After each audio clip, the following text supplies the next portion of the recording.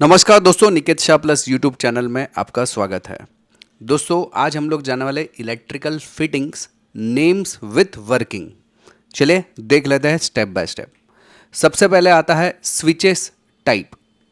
उसमें आता है सिंगल पोल स्विच, जिसमें आपको दो पॉइंट्स नज़र आएंगे पीछे की तरफ। उसके बाद में आता है टू वे स्विच, उसके तरफ पीछे की तरफ आपको तीन ऐसे पॉइंट्स नज़र आएंगे। इसके बाद आता है बेड स्विच। उसके बाद में आता है कॉलिंग बेल स्विच, जो हमारी घर की घंटी रहती है उसका इस्तेमाल करने के लिए होता है। उसके बाद आता है मेन स्विच, हमारे घर का जो मेन स्विच का कनेक्शन रहता है वो होता है। इसके अलावा डीपी स्विच, जिसका इस्तेमाल हम लोग घर के मेन स्विच के तौर पे भी कर सकते हैं, या मोटर्स को चालू या बंद करने के लिए भी कर सकते हैं, या गीज़र को बंद या चालू करने के लिए भी कर सकते हैं। इसके अलावा M C B miniature circuit breaker, RCCB residual current circuit breaker, बहुत ही इंपॉर्टेंट, बहुत ही खास इंपॉर्टेंट है। आज की तारीख में मेन स्विच की जगह पे हम लोग इसका इस्तेमाल करते हैं। इसके अलावा पे DP बोर्ड या डिस्ट्रीब्यूशन बोर्ड बोलते हैं हम लोग, इसमें भी वेरियस टाइप्स आते हैं। इसके अलावा DP बॉक्स बस बार का इस्तेमाल हम लोग, मान लो कि हमारे पास न्यूट्रल बहुत सारे हैं तो न्यूट्रल का कनेक्शन अलग अलग करके लगाने के लिए हो सकता है। फेज़ बहुत सारे हैं तो फेज़ को भी डिस्ट्रीब्यूट करने के लिए हम लोग बस बार का प्रयोग कर सकते हैं। इवन अर्थिंग को भी हम लोग बस बार के ऊपर ही अटैच करते हैं। इसके अलावा आता है फैन रेगुलेटर्स। फैन रेगुलेटर में सबसे पुराना टाइप था रजिस्टिव रेगुलेटर। इसके बाद में आता है फेस एंगल कंट्रोल रेगुलेटर, जो कि इंडस्ट्रियल पर्पस के लिए ज़्यादातर यूज़ होता है। इसके अलावा इंडक्टिव रेगुलेटर्स, जो हमारे आमतौर पे घरों में यूज़ होता है। स्टेप बाय स्टेप करने के लिए कैपेसिटिव फैन रेगुलेटर, जो आज की तारीख में कॉमन है और 99% यही यूज़ करते हैं। ज़्यादा इसकी वैल्यू है, ज़्यादा पावरफुल है, ज़्यादा दिन तक टिक सकता है। इसके अलावा फ्यूज़ की बात करें तो बोर्ड फ्यूज़, जो कि बोर्ड में लगते हैं इस टाइप में। इसके अलावा किट कैट फ्यूज़, जो हमारे जनरली घरों में यूज़ होता था, लेकिन आजकल हम लोग MCB का ही प्रयोग करते हैं इसकी जगह पे। Switch board indicators, switch board indicators में हमारा जो अलग अलग टाइप के इंडिकेटर्स आते हैं, आमतौर पे LED, neon light, switch board indicators, जो कि हमारे बोर्ड्स में लगे हुए रहते हैं, या इस टाइप पे हमारे 3 फेज़ लाइन को इंडिकेट करने के लिए लगाए जाते हैं।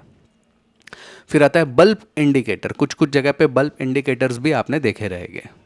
इसके बाद में आते हैं सॉकेट्स। सॉकेट में 2 पिन सॉकेट्स, जिसमें आपको 2 पिन नज़र आएगी। 3 पिन सॉकेट्स, जो कि फेज न्यूट्रल और अर्थ का रहता है। 5 पिन सॉकेट्स, जो कि आपका फेज न्यूट्रल, ये दोनों सेम ही है, और ये जो है आपका अर्थिंग रहेगा। इसके अलावा प्लग्स की बात करें, 2 पिन प्लग, 3 पिन प्लग, इसको 3 पिन टॉप प्लग भी बोला जाता है। आमतौर पर इन्वर्टर्स या बहुत सारी चीज़ों को लगाने के लिए हम लोग इस्तेमाल करते हैं। बोर्ड्स की बात करें तो सबसे पहले एक्सटर्नल स्विच बोर्ड। अगर आप एक्सटर्नल स्विच बोर्ड यूज़ करते हैं, मान लो कि मुझे टेम्पररी कोई एक स्विच बोर्ड लगाना है, तो हम लोग एक्सटर्नल यूज़ करते हैं, या दूर कहीं पे लेके जाना है कनेक्शन, तो हम लोग एक्सटर्नल स्विच बोर्ड का यूज़ करते हैं। इसके अलावा हम लोग एक्सटेंशन बोर्ड का भी यूज़ कर सकते हैं। ये आप दिवाली लाइटिंग्स वगैरह आमतौर पे जो लगाते हैं उसके लिए हम लोग यूज़ करते हैं एक्सटेंशन बोर्ड। स्पाइक गार्ड, जो कि हमारे प्रोटेक्शन के लिए रहता है, आमतौर पे कंप्यूटर्स वगैरह लगाए जाते हैं स्पाइक गार्ड के ऊपर ही लगाए जाते हैं। ये एक्सटेंशन बोर्ड का भी काम करेगा और स्पाइक से भी कंट्रोल करेगा। ये है हमारा घर के पावर बोर्ड्स, जो कि कंसील्ड भी हो सकता है, विदाउट कंसील भी हो सकता है, डिपेंड आपने किस टाइप की वायरिंग करी हुई है। यह है कंसील्ड मेटल बॉक्स। अगर आपकी घर की वायर कंसील है तो घर के वायर जो है दीवार के अंदर से एक बॉक्स के अंदर जाते हैं, जो कि कंसील मेटल बॉक्स रहता है। इसके अलावा होल्डर्स की बात करें तो यह है पेंडल्ट होल्डर, यह है बैटन होल्डर, यह है एंगल होल्डर। इसके बाद में कंड्यूट्स की बात करें, जिसमें आपका केसिंग कैपिंग आता है, जो कि पट्टी रहता है आमतौर पे हमारे वायर्स की प्रोटेक्शन के लिए। आपके घरों में जो वायर रहते हैं वो आमतौर पे अगर कंसील नहीं रहेंगे तो इस टाइप के केसिंग पट्टी के जरिए वायर्स को डिस्ट्रीब्यूट किया जाता है। उसी के अंदर कपलर का भी यूज़ किया जाता है बहुत सारी जगह पे। कपलर पट्टी एल्बो रहता है, जो कि एक समझो मुझे घुमाना है वायर, कहीं से टर्न लेना है तो एल्बो का यूज़ करते हैं। केसिंग कैपिंग टी का यूज़ करते हैं, अगर मेरी एक लाइन यहाँ से आ रही है और यहाँ पे भी जाना है, यहाँ पे भी आगे भेजना है, तो टी का यूज़ करते हैं।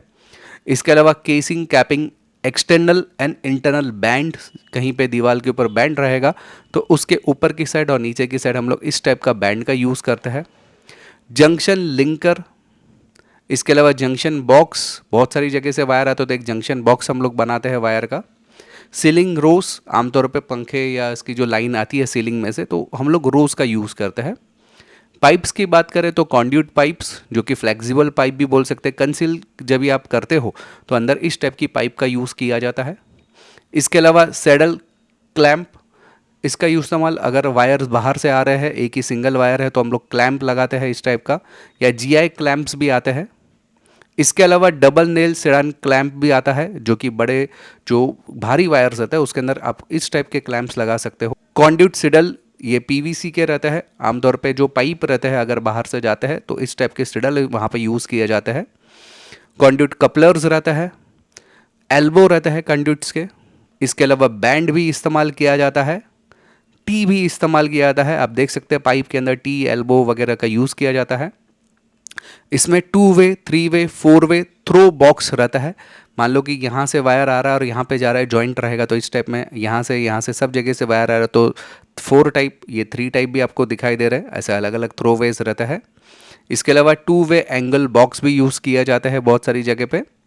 फ्लेक्सिबल कॉन्ड्यूट पाइप का भी इस्तेमाल किया जाता है, जहाँ पे हमें फ्लेक्सिबल पाइप्स की जहाँ जहाँ पे ज़रूरत रहेगी वहाँ पे। अर्थिंग रॉड्स, आमतौर पे हमारे घरों की जो अर्थिंग्स रहती है वो अर्थिंग रॉड की मदद से की जाती है, और ख़ास करके इसका इस्तेमाल केमिकल अर्थिंग के लिए किया जाता है। नॉर्मल अर्थिंग रहेगा तो अर्थिंग प्लेट का प्रयोग किया जाता है। इसके अलावा लाइटनिंग अरेस्टर, अगर आपकी बिल्डिंग है, बंगलो है, उसके ऊपर हम लोग इस टाइप के लाइटनिंग अरेस्टर लगाते हैं।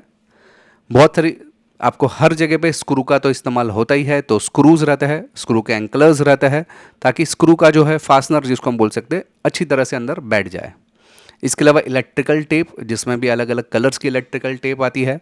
इलेक्ट्रिकल श्रिंक स्ल्यूज़ आती है, जहाँ पे आपके वायर जॉइंट होते हैं तो वहाँ पे इस टाइप के स्ल्यूज़ हम लोग इस्तेमाल करते हैं। स्क्रू ड्राइवर्स और लाइन टेस्टर्स, ये बहुत ही कॉमन टूल है इलेक्ट्रिशियन के लिए। मिनी हेक्सो, जिसका इस्तेमाल हम लोग पाइप कटिंग, पट्टी कटिंग के लिए यूज़ करते हैं। वायर कटर, जिसका इस्तेमाल लोग वायर को कटिंग करने के लिए। इसके अलावा कंबाइन प्लायर, प्लायर का इस्तेमाल हम लोग वायर को कट करने के लिए, छीलने के लिए यूज़ किया जाता है। तो ये जो सारे थे, ये इलेक्ट्रॉनिक्स के जो फिटिंग्स रहता है, इलेक्ट्रिकल्स के अंदर यूज़ होने वाले फिटिंग्स के कंपोनेंट्स के नाम थे।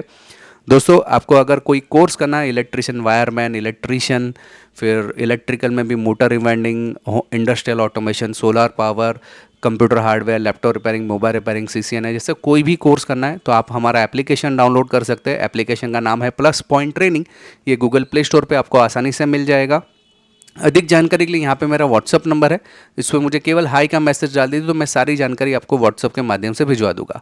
आई होप कि दोस्तों ये वीडियो आपको पसंद आया रहेगा। मैंने बहुत ही फटाफट से वीडियो खत्म किया है, तो अगर आपको वीडियो पसंद आया तो अपने दोस्तों के साथ में ज़रूर शेयर करें। अगर आप नए हैं चैनल के ऊपर तो सब्सक्राइब का बटन दबा के बेल का आइकॉन दबा दीजिए, ताकि मेरे जो भी नए वीडियोज़ आएगा उसका नोटिफिकेशन आपको जल्द से जल्द मिल जाए। चलिए, इस वीडियो में इतना ही। Thanks for listening.